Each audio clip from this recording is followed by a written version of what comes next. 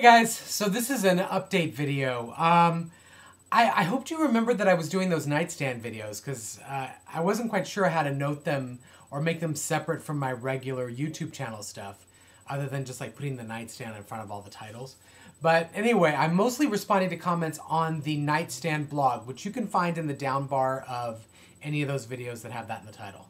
So that would be cool if you'd go there, because there's lots of debut authors that are going to be vlogging there, or vlogging and blogging, actually. I've seen 3 people vlogging. Why can't I get that straight?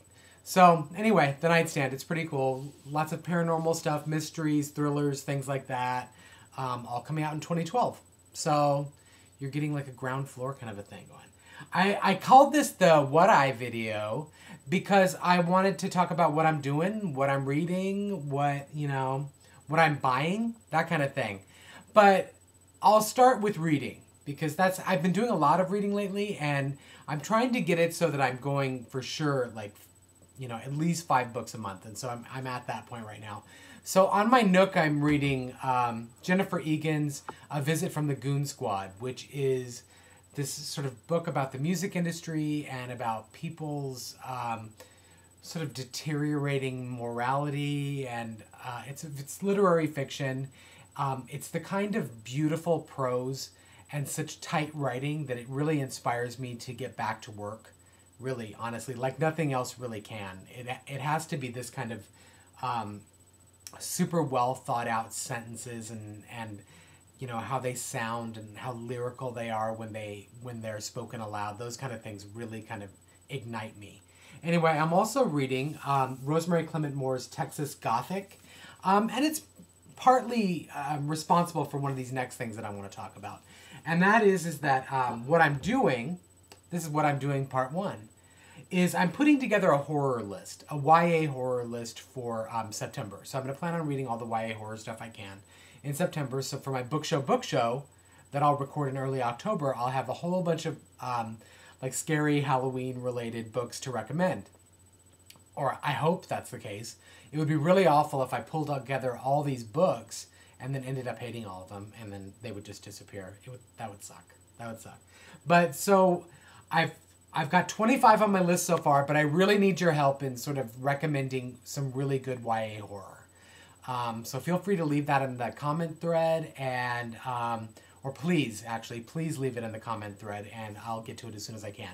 And I'm talking horror, like supernatural kind of horror, not necessarily the horrors of everyday life or, realistic stuff. I had a few that were on my shelves that definitely have made the list, like Rosemary Clement Moore's The Splendor Falls, which sounds like pretty spooky stuff. Jonathan Mayberry's first YA novel, Rot and Ruin. Andrew Smith's The Marbury Lens. I'm definitely going to read The Marbury Lens for this little challenge thing that I'm doing. Alexander Gordon Smith's Lockdown, Escape from Furnace.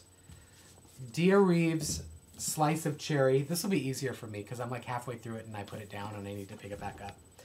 And Daniel Krause's Rotters. So those are 6 that I have just from my shelf, but I'm hoping that you guys can really fill in some blanks in terms of what are really good YA horror novels to read.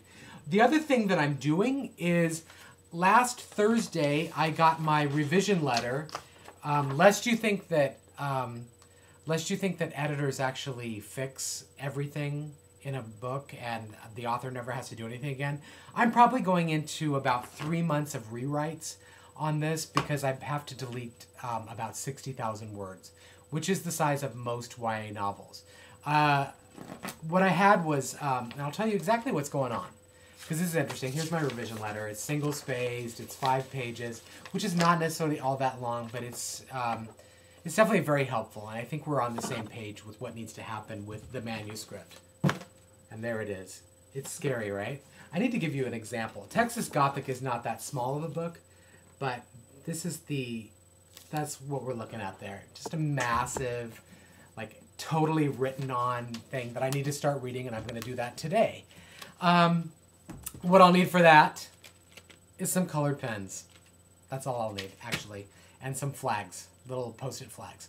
So anyway, So lest you think that the editor does everything, the editor does give lots of suggestions for what should be changed in the book, but it is up to the writer to do all the changing. So it's one of the things why I've never done self-publishing, is because I really do need that kind of stuff. I need someone to go through and tell me, all right, you know, this seems like perfectly fine to you. However, your book could be so much better if you had this, this, and this. And in this case, I'm going down from having two different...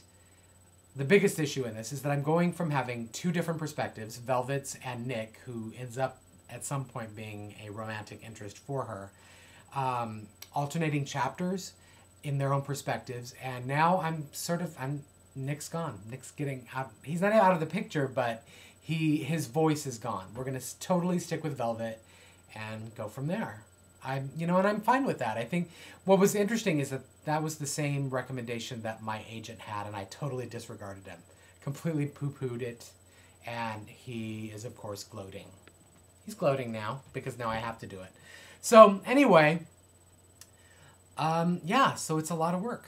The editing piece is a lot of work. Yeah, I have some other unfinished novels that I had considered doing some self-publishing on. And the thing that stops me is that I don't want to put out any inferior product. So I know that I would have to actually fork out some cash for a developmental editor to take a look at the entire thing. I don't know, and they probably cost like $1,000, maybe $2,000. I'm not sure how that would go for the long haul. Plus, I'd have to hire a cover artist and all that stuff. I don't want to. I do some art stuff on my own, but I don't want to do that for a book. I need to get it out there, make it look like as perfect as I can. And that there's a reason for that. It's that I'm already published, so people have certain expectations, and it needs to at least match up with those expectations. So that's kind of it. I'm editing. I'll be editing and revising and like crazy for a while. So if I don't respond to every single comment or get as many videos out, you'll understand why I'm totally going back in. Anyway, in terms of what I bought, I was expecting to have a lot more to show you for a book haul, and I kind of wanted to talk about Borders and why exactly they're closing, because I've heard some kind of misinformation on YouTube lately, but, at this point, it's just a sad thing that it's happening, and I don't really want to go into it all that much. I got a recommendation from a friend of mine who works in a bookstore in Houston called Murder by the Book, Johnny Cakes on Twitter, if you guys follow him. And he said that his favorite YA novel that he's read recently is Wrapped by Jennifer Bradbury. And I think that I really didn't really notice this cover on the shelf because I was really focused on her. But it's like one of those reverse image things. If I had focused on the brown, I would have noticed that this was a mummy book. I love mummy books. So we're totally going with that. And I'm going to read that. And then also I got Christopher Ransom's The Birthing House, which is an adult horror novel that I'd been wanting to read for a while. And then I picked up I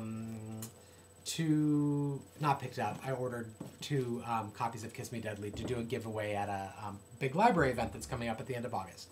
So I feel like I've done that before. I feel like did I do that book haul before? Because these are still sitting on my desk. Either that or I've just gotten so sloppy since the last time I cleaned up. Anyway, that's kind of it. The only thing left to say is that when I did my What I Love About You video, I was heinous and left out someone that I totally want to trade bookshelves with or raid her bookcases at the very least. And that is Krista at Cubicle Blindness. How many books does she have? And she has doubles. She wouldn't even miss them. I'd be so in there, like in the dead of night, sneaking them out in big duffel bags like a bank robber. Anyway, that's it. That's what I got. I gotta read. I gotta read a lot. And I gotta write a lot. Luckily, I have colored pens. See y'all later.